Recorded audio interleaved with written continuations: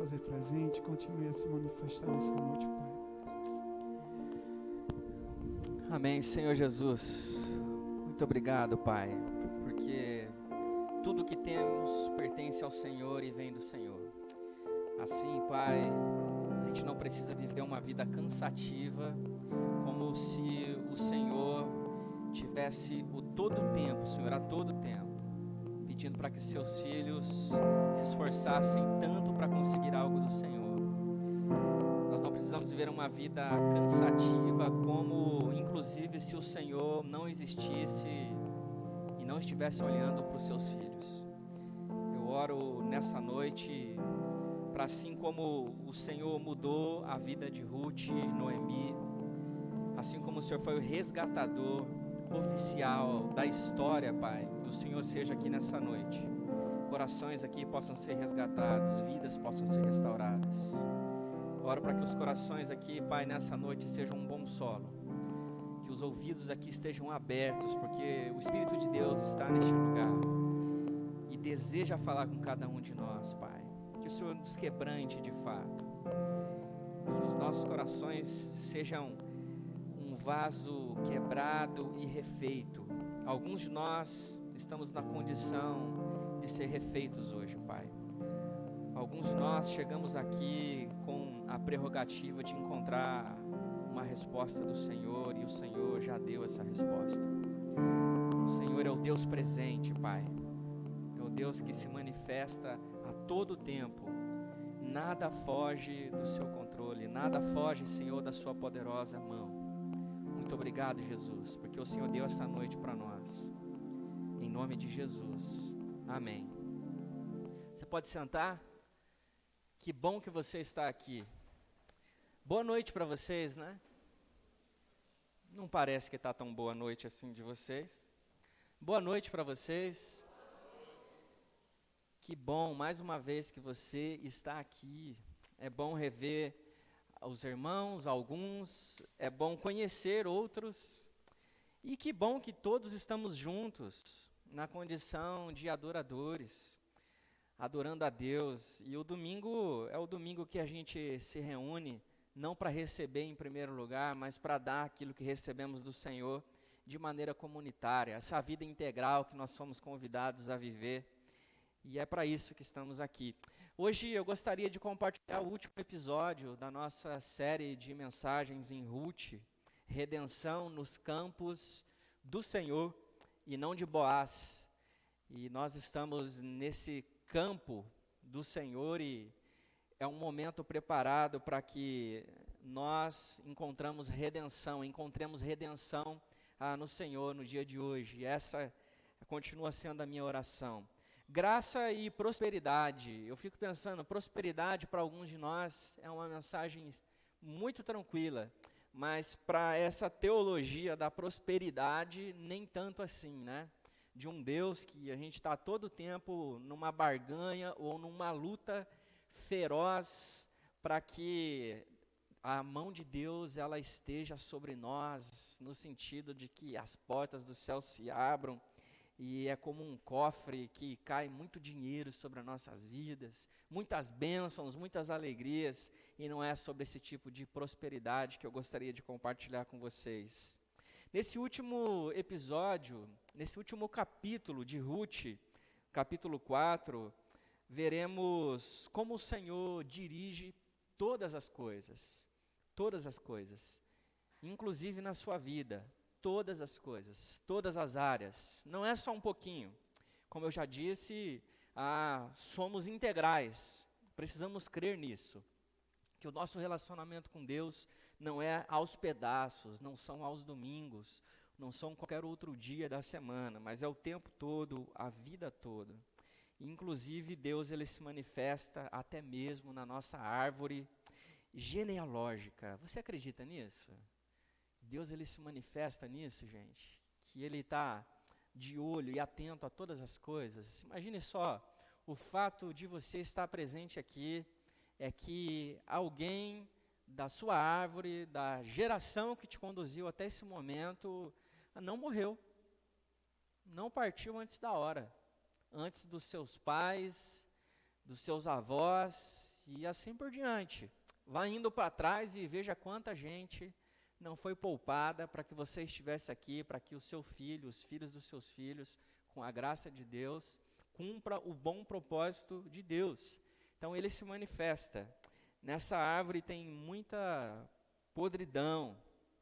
Fica o alerta para nós, naquilo que Deus ele faz. Quando olhamos para a história, quando olhamos para a genealogia de muitos personagens que admiramos e falamos com muito entusiasmo, não são lá assim bons exemplos. Talvez você tenha a impressão de que a Bíblia é uma história com um monte de gente santa, ensinando a gente a viver de maneira extremamente santa, impecável. E aí então, por eles serem muito bonzinhos, muito perfeitos, Jesus morre por eles, encontra com eles na história. Eu lembro quando entrei no seminário, e a gente entra no seminário, isso foi em 2009, e jovem, não que eu seja velho, e a gente sabe muita coisa. A gente entra no seminário achando que sabe muita coisa, que inclusive a gente não precisava estar lá. E aí uma das minhas primeiras matérias foi formação do caráter cristão, e como um bom professor de teologia, ele pegou uma série de personagens da Bíblia e disse como eles eram mau caráter. Eu falei, como assim, professor? Eles estão na Bíblia, eles são muito bons. E aí ele começou a ler a vida desses homens numa perspectiva não tão santa quanto a que eu olhava para o texto bíblico. E de fato, assim, a gente, nas nossas igrejas, na igreja brasileira, a gente tem um púlpito extremamente humanista, né? Então, quando a gente usa esse tipo de humanismo nas nossas mensagens, a gente traz Davi para o centro da história. E Davi é um grande homem, o grande menininho abandonado, porque a gente se identifica com Davi. Eu sou o menino abandonado no campo, e que o Senhor me pega e me faz um grande homem, um guerreiro, e me torna rei. E a gente vive a vida na expectativa de ser um grande rei. Aquele que estava lá no campo, esquecido pelos irmãos, pelo pai, e o profeta vai lá e escolhe. Mas Davi era um homem sanguinário, popularmente gostava de pegar a mulher do outro, pegou a mulher do outro, né? E ainda para arrumar a situação, para controlar a situação, matou o esposo dela. Então, ele era um cara que gostava de números, contar quantos soldados ele tinha, o quão poderoso ele era, extremamente arrogante.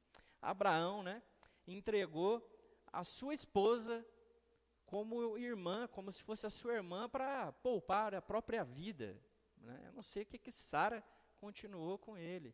E a gente começa a se achar, inclusive, melhores do que alguns personagens. Mas a Bíblia não é esse apunhalado, essa quantidade enorme de homens e mulheres santas, como a gente está acostumado a tecê-los nas nossas reflexões ou nos nossos devocionais. É bom a gente olhar para eles e entender que o grande resgatador da história ainda estava por vir. A Bíblia, ela trata de uma história bem específica. Deus está salvando um povo para si, e é um povo pecador. Pecador. É um povo que não tem boa coisa para encontrar dele. Acho que um bom ponto de partida para nós, num domingo como esse, é que nenhum de nós estamos na condição de ser salvos, a não ser pelo fato de que reconhecemos que Jesus Cristo é quem pode nos salvar, e não nós. Então a gente começa por aí, que inclusive as pessoas que têm ferido a cada um de nós não são piores do que você, nem melhores. Nós não somos melhores do que ninguém. As Escrituras lidam conosco, Deus lida com cada um de nós de maneira individual, mas também nos insere num grande povo, a qual Ele trabalha de maneira extraordinária, nos redimindo da nossa condição miserável de pecador. A seção final do livro de Ruth começa logo após a alegria em Belém, pelo casamento de Ruth e Boaz. É uma alegria casar pessoas como pastor. homem e mulher, abençoar a união. E aquela festa toda que tem, comer em casamento, gente. Pode me convidar, não precisa me convidar para fazer o casamento, exatamente, mas eu estou aberto, gosto de comer em casamento. Ninguém gosta disso, gente? Vocês nem gostam de ir lá porque tem que ir ao casamento, comprar roupa, é para comer mesmo, né? Mas é muito bom, e naquele momento, gente, era muita festa, muito tempo, era muita alegria, gente. E era Boaz e Ruth, né? Era espetacular aquilo que estava acontecendo. E eu convido vocês a lerem comigo, aqui no versículo 13 a 17 do capítulo 4. Você pode acompanhar na minha versão, mas pode abrir a sua Bíblia também. E o texto narra o seguinte: assim tomou Boaz a Ruth, e ela passou a ser a sua mulher. Coabitou com ela, e o Senhor lhe concedeu que concebesse e teve um filho. Então as mulheres disseram a Noemi: seja o Senhor bendito que não deixou hoje de dar um neto a que será teu resgatador, e seja afamado em Israel o nome deste. Ele será restaurador da tua vida e consolador da tua velhice, pois a tua nora que te ama o deu à luz, e ela te é melhor do que 7 filhos. Noemi tomou o menino e o pôs no regaço e entrou a cuidar dele. As vizinhanças lhe deram um nome, dizendo: Noemi nasceu um filho, e lhe chamaram Obed. Este preste atenção nisso, é o pai de Jessé e pai de Davi. Nós estamos encerrando essa série, chegando ao final do livro de Ruth. Se você não conseguiu ler, leia. Tire um dia, ou tire alguns dias na semana, ou tire uma semana, eu não sei quanto tempo, para refletir sobre isso. Uma bela história de amor que se passa por um dos piores períodos da história dos juízes, do tempo de Israel. E ela nos lembra de que no meio do caos, vem fome, perigos, infidelidade, o Senhor, Ele está no meio de tudo isso, Ele está cuidando, está digerindo, Ele está gerenciando, Ele está cuidando para que indivíduos sejam protegidos pelo seu amor pactual.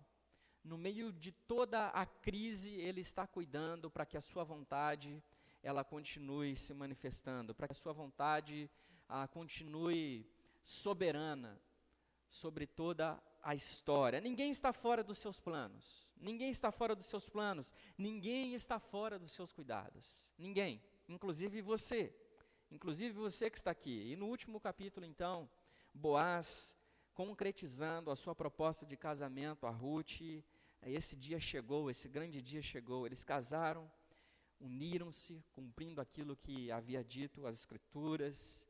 Yahvé os abençoou com uma daquelas coisas fofinhas que a gente chama de bebê, fofinha, coisinha mais linda, que gosta de acordar de madrugada, que gosta de dar trabalho, gosta de cair, gosta de dar cambalhota, né? Aquela coisinha lindinha nasceu, e o Senhor aqui está provendo redenção através de pequenos presentes daquela história, usando as dificuldades e facilidades da vida para lidar com a situação deles, e a minha e a sua. Nós somos uma composição única daquilo que o Senhor está fazendo. Nós não estamos sozinhos, você não está sozinho. Nós não estamos, não está acontecendo algo isolado na história com você, comigo, não está acontecendo isso. Não você não é único. E isso também não vai acabar aqui. E eu gostaria de convidar você a olhar para a vida desses personagens, desses principais personagens, e entender como isso aconteceu na vida deles, e como isso acontece hoje, aqui e agora, e como o Senhor está se manifestando aqui e agora para mudar a nossa história. Graça e prosperidade aconteceu na vida de Noemi. Considere Noemi, toda a vida, a situação em que ela estava envolvida, saiu de Belém cheia de bens, cheia de coisa boa, ela tinha, e de repente está envolvida numa situação de rebelião, de caos.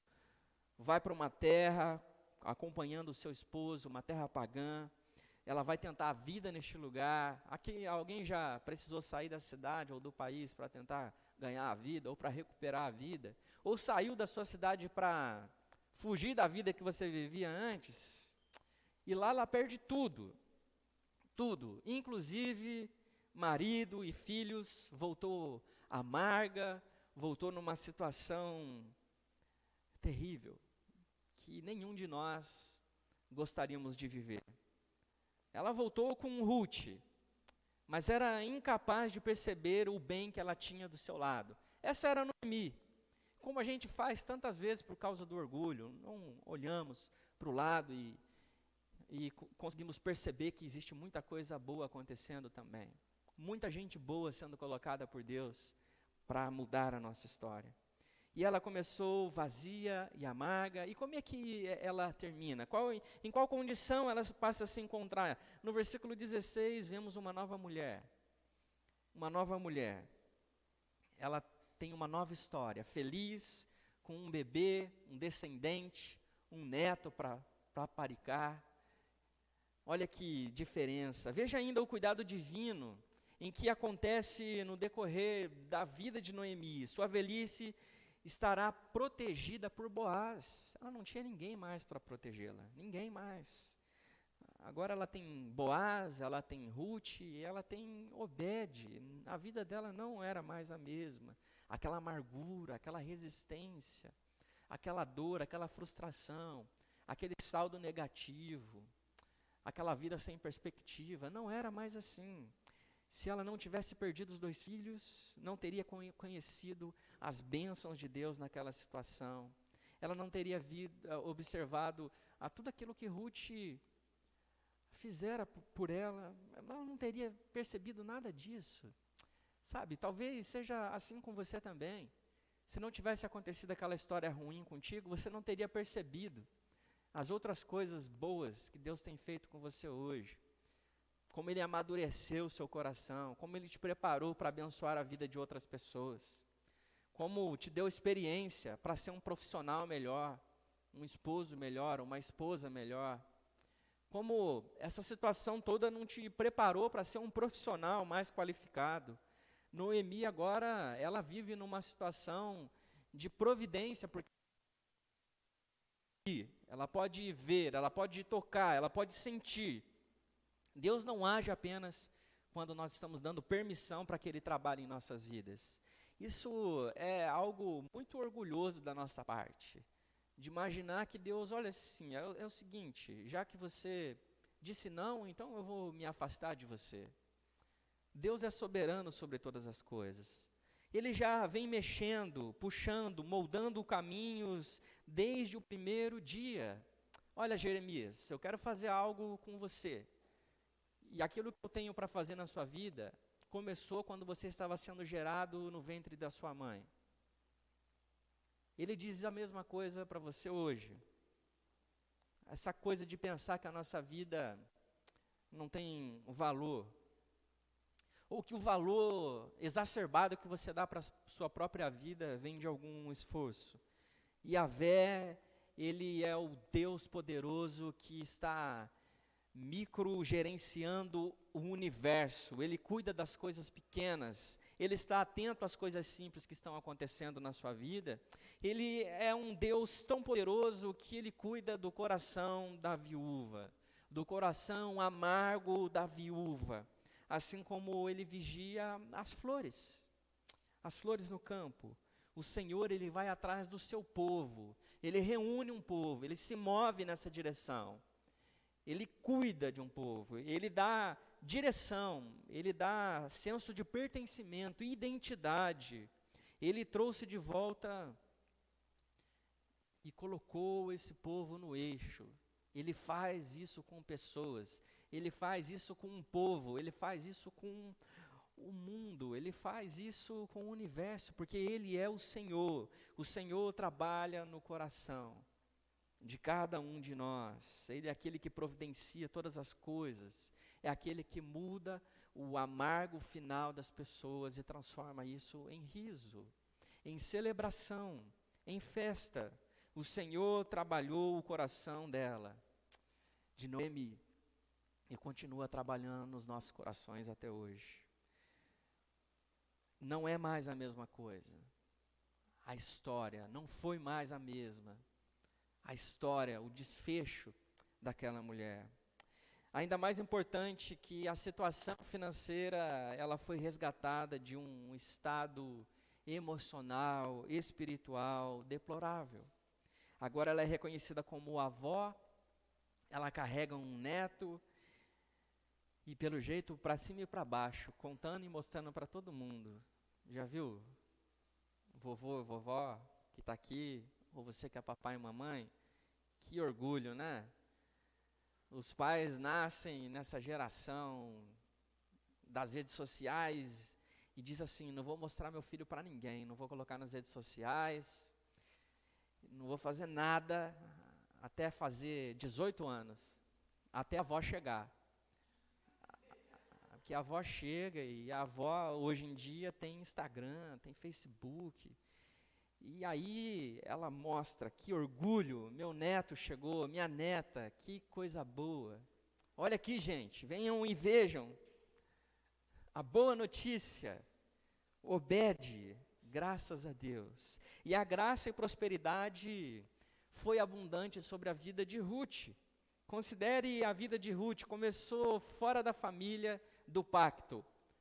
Uma moabita, vivendo no paganismo, longe do Deus verdadeiro, vários deuses para todas as coisas, vivendo uma vida completamente diferente daqueles princípios e valores, fora das leis de Deus para aquele povo, vivendo longe, distante. Uma família de Belém foi para sua terra, uma família de Belém acolheu, uma família de Belém levou para um lugar, e morre todo mundo, deixa ela numa situação desprotegida. Ela casa com um homem de Israel, que fugiu de Israel, e ainda antes de ter filho, antes de ter um herdeiro, fica viúva.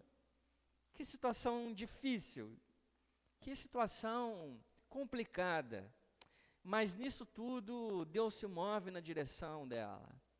Deus se move na direção, tornando ela uma verdadeira israelita de fé. Ela foi com a sua sogra para Belém, deixando a família, queimando pontes para trás de si, dizendo, eu estarei contigo, minha sogra, minha ex-sogra. Você é minha parceira, eu estarei com você. Eu não vou deixar você para trás. Eu não aceito que o seu nome mude para Mara. Ficou por um tempo assim, como viúva, pobre, estrangeira, na terra de Judá, todas as coisas de ruim que puderam acontecer naquele tempo para aquela mulher, ela tinha. É aquela conversa em que duas pessoas com uma história muito ruim se juntam para dizer quanta coisa ruim elas têm em comum e quem tem mais problemas. Quem tem mais dificuldades? E Ruth, ela entra numa discussão como essa e ela diz, olha, está vendo esse problema? Eu tenho. Ah, o seu marido morreu. Ah, você foi deixada numa terra estranha. Passou fome. Poxa, tudo isso. Quanta coisa ruim. Quanta coisa ruim. Ficou por algum tempo assim, nessa situação. Mas a história dela não acaba assim. A sua história não acaba assim. Ela é resgatada no casamento por Boaz, como selo, reconhecida por sua piedade, afamada na história da redenção. Ela tem o seu nome marcado, ela tem o seu nome escrito. Nós lemos sobre ela, nós estudamos sobre a vida dela e de como Deus se manifestou na vida dessa mulher. E de como ela nos inspira a amar a Deus, a estar com Deus, por causa daquilo que Ele fez na vida dessa mulher. Deus utilizou uma fome em Belém, o pecado de Elimeleque, a morte do seu esposo Malom, para atrair Ruth para Belém e para si mesmo, e para casar-se com Boaz, e fazer parte da linhagem de Davi. É algo extraordinário a maneira como Deus usa essas coisas ruins da vida da gente para fazer boas coisas. É assustador pensar quantos detalhes poderiam ter ocorrido diferentes, de forma diferentes, e tudo isso poderia ir por água abaixo.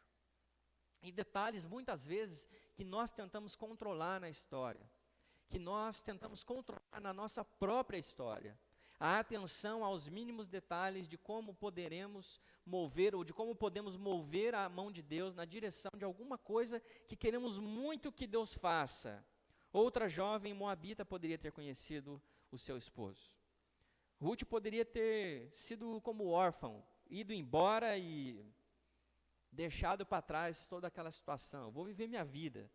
Agora que eu estou livre, eu vou consertar essa situação na minha vida. Ela poderia ter feito isso. Ela poderia, por exemplo, ter escolhido outro campo para pegar as sobras. Mas ela escolheu aquele campo.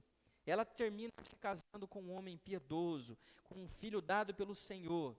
A pergunta que nós temos nessa noite é: Deus cuida ou não cuida dos detalhes?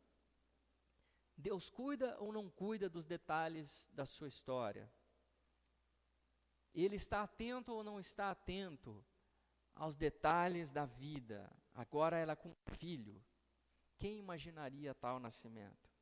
Quem imaginaria uma situação como essa? Um solteirão, belemita, uma jovem viúva moabita, tendo um filho juntos. Que encontro improvável. São muitos nascimentos improváveis nas Escrituras. Uma mulher virgem tem como fruto dessa gestação o nascimento de um menino carpinteiro, aprendendo a profissão do seu pai, fazendo mesas e cadeiras de madeira. Nasceu de uma ação do Espírito Santo, conforme narra os evangelhos. Ruth também, agraciada. Quantos nascimentos improváveis. Sara ri quando o anjo diz que ela teria um filho na sua velhice. Nascimento improvável. Ruth é um espetáculo da história do seu tempo. É um triunfo da graça de Deus. Boaz, Goel, o resgatador, a figura que aponta mais claramente para Jesus Cristo. Apontando para Jesus Cristo, aquele que nos resgata. Veja como Ruth também, por outro lado, também lembra Jesus. É ela quem se sacrifica pelo bem de Noemi. Disposta a enterrar os seus próprios rumos, a sua própria vida, pelo bem de outro, pelo bem de outra pessoa. Ela é ainda mais celebrada do que Boaz. E a graça e prosperidade estava sobre a vida de Boaz. Estava sobre ele, um homem rico, mas sem esposa. Ele termina casado com uma mulher virtuosa, com um filho e com um nome registrado na história da redenção.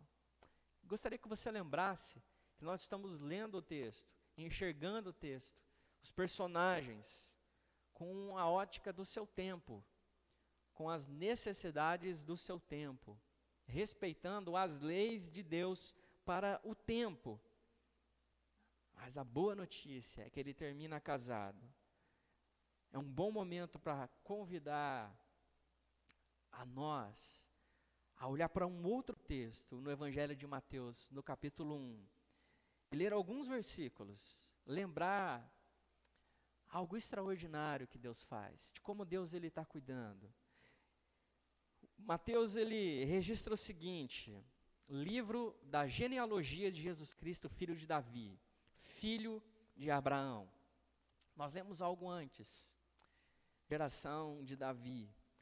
Abraão, ele gerou Isaac, Isaac a Jacó, Jacó a Judá e seus irmãos. Judá gerou de Tamar a Pérez e a Zera. Pérez gerou Esrom, Esrom a Arão, e Arão gerou Aminadab. Se alguém estiver precisando de nome para os filhos, aqui tem uma lista deles. Aminadab a Naasson, Naasson a Salmão, e Salmão gerou de Raabe a Boaz. Preste atenção. E este de Ruth gerou a Obed, e Obed a Jessé. Jessé gerou ao rei Davi, e Davi Salomão, da que fora mulher de Urias.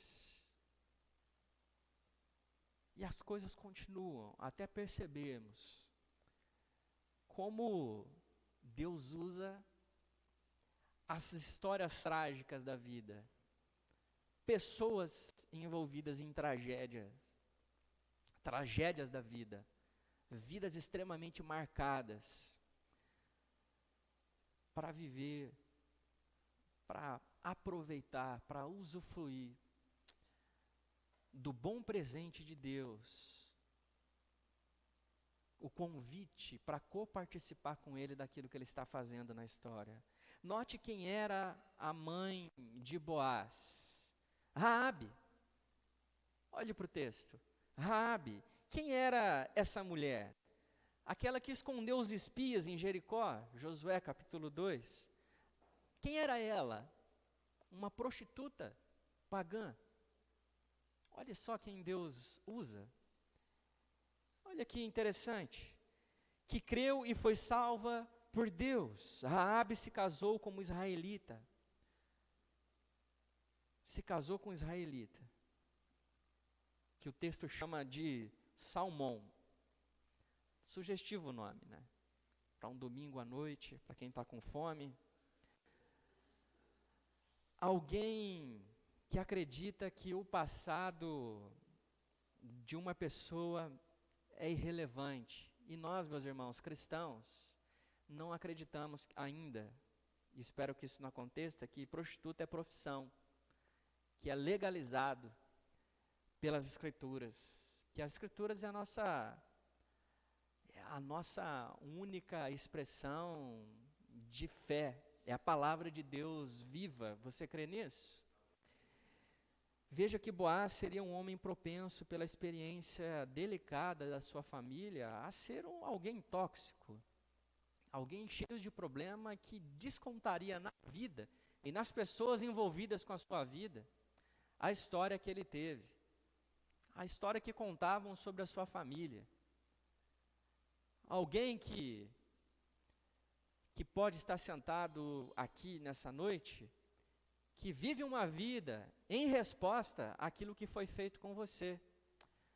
Algo marcante que você teve na sua infância, os pais, o seu contexto familiar, e que você vive uma vida em resposta a isso, querendo provar alguma coisa para alguém, querendo provar alguma coisa para a própria vida, que você é tão forte, tão resiliente, tão inteligente, que você pode viver essa vida assim. Você pode escrever a sua vida assim, uma vida escrita pelas suas próprias mãos e não pelas mãos de Deus. Uma vida onde é você quem determina aquilo que é verdadeiro, aquilo que é correto, aquilo que é sincero, aquilo que é bom. Homens e mulheres de Deus, extremamente pecadores antes de ter um encontro milagroso com Deus, são reconhecidos como homens e mulheres de Deus a partir do momento que se submeteram à vontade de Deus. Não homens e mulheres que continuaram desejando viver a vida como se essa vida que você tem, essa única vida que nós temos, ela pode ser vivida do jeito que você pensa que é, do jeito que você acredita que as coisas são, e não do jeito que Deus disse que é. Por isso que eu digo que a Bíblia é a nossa única fonte de esperança. Por isso eu digo que a Bíblia, ela é a palavra de Deus, a nossa única. É ela que estimula a nossa fé. É ela, inclusive, que diz aonde é que a nossa fé deve ser depositada. Por isso é importante. Veja que Boaz, ele seria um homem extremamente propenso antes de ter um encontro genuíno com Deus. Se você não acredita nisso, desconfiado, irmão, irmã, você não acredita no Evangelho. Ao menos não acredita em todas as implicações do Evangelho. Talvez você tenha vivido muito tempo da sua vida, da sua espiritualidade, da sua religiosidade, sem entender o que é de fato o Evangelho. E eu falo isso com muito amor.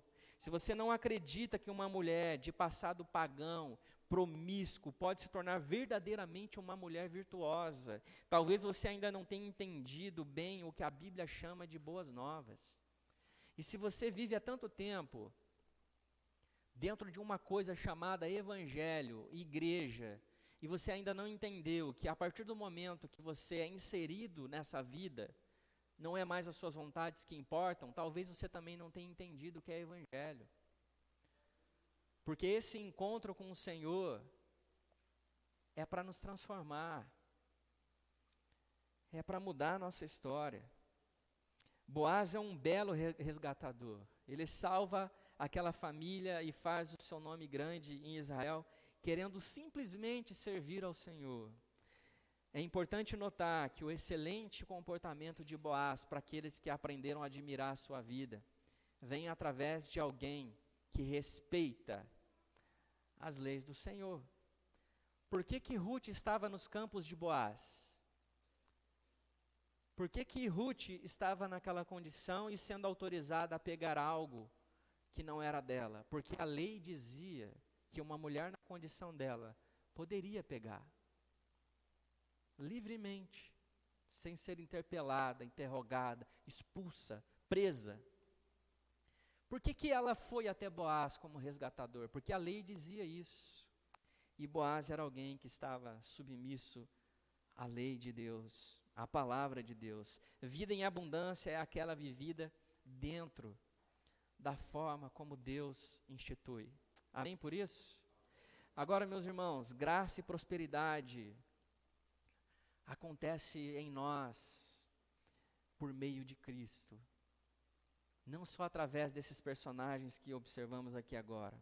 Essa história deve nos lembrar de que Deus cuida individualmente de cada um de nós e está atento a todos os detalhes, não apenas em termos gerais, de cuidar de um povo, de uma igreja, mas cada ovelha de Cristo está protegida pelos seus cuidados. Cada indivíduo, na sua particularidade, o Senhor conhece a solidão, Ele conhece a sua fome, a sua dor, a sua doença, Ele sabe da sua amargura, do seu estado de amargura, Ele sabe disso. E eu não estou querendo te encher aqui, não, de alegria, mas é uma promessa de um Deus que se manifesta e que se faz presente e que conhece todas as coisas e que conhece individualmente o coração de cada um que está aqui. Ele sabe do diagnóstico que você ainda nem imagina. Ele sabe do seu desejo de ter um companheiro, de ter uma companheira, das suas dificuldades, inclusive, no seu casamento, com o seu cônjuge, dos seus problemas com os seus filhos, até mesmo do seu desejo de teste positivo na gravidez, que não chega nunca. Deus sabe dos seus caminhos, sabe por onde você andou, Ele sabe o que você aprontou. Sabe aquela coisa que você não conta, não gostaria que ninguém descobrisse, que a sua vida desabaria? Ele sabe disso. E o que é que você recebeu de Deus? Olhando agora espiritualmente, olho no olho de Jesus, e Ele não te crucificando por esse seu pecado, por essa história oculta. Deus sabe os seus caminhos. Deus, Ele tem orquestrado a sua vida e a vida daqueles que vieram antes de você. Ele preparou toda essa árvore genealógica para que você estivesse aqui, para que você estivesse vivendo a vida que você está vivendo, para que você cumpra o bom propósito de Deus. E a pergunta que eu faço para você é: o que você tem feito da sua vida que até agora você não descobriu por que você nasceu? O que você tem feito da vida que você deu, a vida que Deus deu a você, que até agora você não entendeu que Deus te chamou para Ele? Que você não encontrou redenção nele ainda, mesmo se relacionando com a pessoa dele. Ele conhece a sua história do começo ao fim. Cada um dos detalhes, cada um dos detalhes. além do foco das histórias individuais, o final do livro de Ruth abre para nós a nossa visão e nos mostra a beleza de Deus manifestando para todo o seu povo, para toda a humanidade. E o final do texto diz o seguinte: as vizinhas lhe deram um nome dizendo a Noemi, nasceu um filho, e lhe chamaram Obed, e este é o pai de Jessé, pai de Davi. São estas, pois a geração de Pérez gerou Hezron, Hezron gerou Rão, Rão gerou Aminadab, Aminadab gerou a Naasson, Naasson gerou a Salmão, Salmão gerou Boaz, Boaz gerou Obed, Obed gerou Jessé, e Jessé gerou a Davi. Eu quero assim chamar a atenção de vocês para algo que parece não fazer completamente nenhum sentido. Esse não é o tipo de texto para você que acorda pela manhã e diz assim: eu preciso de uma resposta de Deus. E você abre a Bíblia, coloca o dedo, e você coloca o dedo e fala que eu não sei de nada que o Senhor quer fazer comigo. A minha vida deve estar tão doida quanto esses nomes que estão aqui. Não é o tipo de texto que você ficaria empolgado para começar o seu dia. Não é o tipo de texto que vai para a sua caixinha de promessas. Lá vai textos mais positivos para a sua vida, mais fácil de entender. Mas quando consideramos a árvore genealógica de Davi, é algo especial, é encontrado. Mesmo a do próprio Jesus, alguns fatos ficam claros para nós. Um deles é de que todos eles têm história, família, com a qual deve se envergonhar. Todos têm. Todos têm assim algo que, poxa, eu não acredito que isso aconteceu com a minha família. Eu não acredito que o meu pai fez isso, meu avô. Não acredito que a minha avó fez isso, minha tia. Não é o tipo de coisa que eu conversaria, compartilharia numa roda. Não é. Existem coisas assim que, poxa, que decepção. Quero viver longe da minha família, eu não quero ser identificado com essa história. Mas o fato é que todos nós temos. Olhamos para a árvore de Davi, é repleta de gente assim. É repleta de gente assim. Agora, se a gente olhar bem, parece que toda a história tem gente assim. Todas as árvores parecem encontrar lá uma raiz podre, estragada, um fruto que estraga tudo, que atrai bicho. O resto do povo de Deus na história não se sai muito bem também. Não se sai melhor, como a gente já mencionou no início da mensagem. Quanta gente. Alguns de nós não vê a hora de chegar no céu para ter uma conversa séria com Adão e Eva. Alguns de nós gostaríamos de encontrar Caim e dar uma surra nele. Acontece isso, não acontece? Quando a gente fala da família de Noé, a coisa fica moralmente difícil de olhar nos olhos. Talvez a gente encontre e atravesse a rua para não poder se encontrar. Ficar tirando a roupa do sogro, assim, né? Uma coisa meio estranha, desnudando, embebedando. Umas coisas que vão acontecendo no meio do caminho. E a gente vai ficando meio com vergonha, até chegar na nossa história. Até chegar na nossa vida. A boa notícia, meus irmãos, você parar de ficar tenso na cadeira, mexe os músculos aí um pouco aí, vai. Relaxa o ombro. É que precisamos entender que nós somos pecadores redimidos por Cristo. Pecadores redimidos por Cristo. Isso aparece na própria árvore genealógica de Jesus Cristo. Uma lista de mulheres gentias, com histórias difíceis, que talvez deixasse a família de um monte de gente desconfortável. Um monte de homens e mulheres sem pouco valor intrínseco, que alguns de nós teríamos vergonha. É importante notar que por causa do pecado original, nenhum de nós se safa. Nenhuma família é beneficiada com o pecado original, nenhuma é poupada. Todos nós, todos são manchados. Naquela mesa de 12 discípulos, e aquele discípulo, que a gente também gostaria de encontrar ele, chamado Judas, que vem de Jesus por um punhado de dinheiro, que traiu Jesus. Eu gostaria de lhe dizer que todos nós traímos Jesus naquele dia.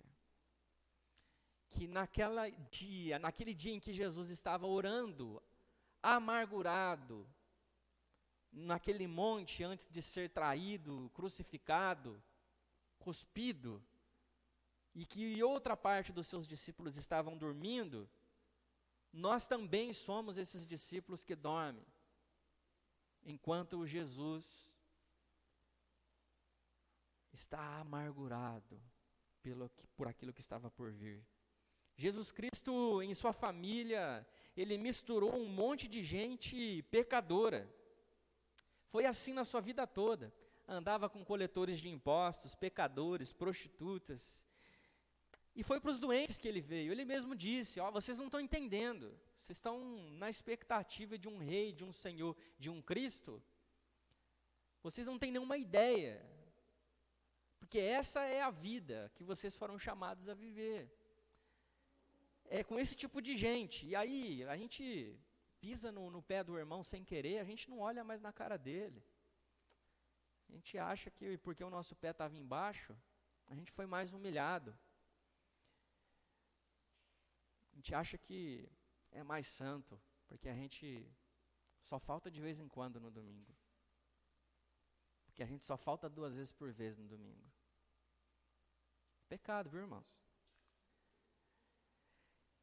Ele veio para ser amigo de pecadores. Ele veio para ser meu amigo. Graças a Deus, meus irmãos. Graças a Deus. Que eu não preciso morrer de vergonha quando eu estou diante do Senhor. Porque Ele disse, esse que você é mesmo. Eu morro de arrependimento, mas não de vergonha. Eu consigo sentar à mesa com Cristo sem medo de ser julgado, de ser enviado para o inferno. Ele veio para ser o seu amigo. Ele ainda está agindo. Ele continua te amando. Não para você continuar levando a vida que você está levando, meus irmãos. Não para continuar vivendo a vida do mesmo jeito. Deus sabe o tempo todo o que está acontecendo contigo. E não é esse o fim da história. Não é assim que você vai permanecer. Esse livro de Ruth não é exatamente sobre Noemi, Boaz, Elimeleque ou Ruth. Cada um deles, obviamente, tem o seu papel especial nesse livro de 4 capítulos. Mas é sobre todos nós, mas principalmente e acima de tudo, é sobre Jesus. A Bíblia toda é sobre Jesus. É a maneira como Deus ele se manifesta de maneira redentora e envia Jesus para mudar esse desfecho trágico da minha vida e da sua vida. É sobre isso. Aquela história tem um protagonista que não é mencionado e hoje pode ser reconhecido por cada um de nós. A sua vida não é sobre você, não é sobre quanta coisa legal você fez na vida, não é sobre quantos certificados, quantas empresas, quantas pessoas importantes você se relaciona, o quão especial você foi na vida, bom amigo, leal. Não é sobre isso, é sobre Jesus, de como ele foi visto através da sua vida, de como o nome de Jesus foi anunciado, de como a sua vida foi instrumento de Deus para lembrar que nós somos pecadores, encontrados por um Deus Salvador, Santo, que nos purifica de todo pecado. O único lugar seguro no planeta inteiro é debaixo das asas poderosas do Deus Altíssimo. Se você está aqui hoje, eu espero muito que você creia nesse Evangelho, nesse Jesus, e entender que por mais enraizada, por mais difícil que seja a sua história, as decisões que você precisa tomar para mudar o rumo das coisas, essa é a hora e é a melhor decisão que você pode tomar na sua vida. A mensagem do livro de Ruth é que o Senhor está orquestrando todas as coisas, rumo à consumação de seu plano eterno, de redimir um povo para si, por meio do Redentor Jesus Cristo. Esse é o Evangelho segundo Ruth, a boa notícia que todos nós precisávamos ouvir. Para acabar aqui, eu gostaria de convidar você para refletir e praticar essa semana em 4 coisas que o Eterno conhece a sua história. Detalhes, as boas e as piores coisas. Ele é o seu resgatador. Ele é o seu resgatador. E não tem negócio para Deus. Ele vai na sua direção. Ele está na sua direção. Não julgue a si e ao próximo pela sua história passada. Olhe para Jesus, crendo em um futuro alinhado com a sua boa vontade. Essa vida nossa de ficar medindo a quanto a vida do outro é ruim, o quão ruim você é, que a sua história não pode ser recomeçada. Não depende de você. Olhe para Jesus, coloque o seu futuro nas mãos deles. Viva uma vida ordinariamente obediente, crendo na vontade soberana de Deus, se movendo sobre toda história. Viva a sua vida ordinária. Viva com excelência a vida que você está vivendo, rendido ao Senhor, no nome de Jesus. Amém? Você pode fechar os seus olhos? Gostaria de orar com você, encerrando nosso tempo de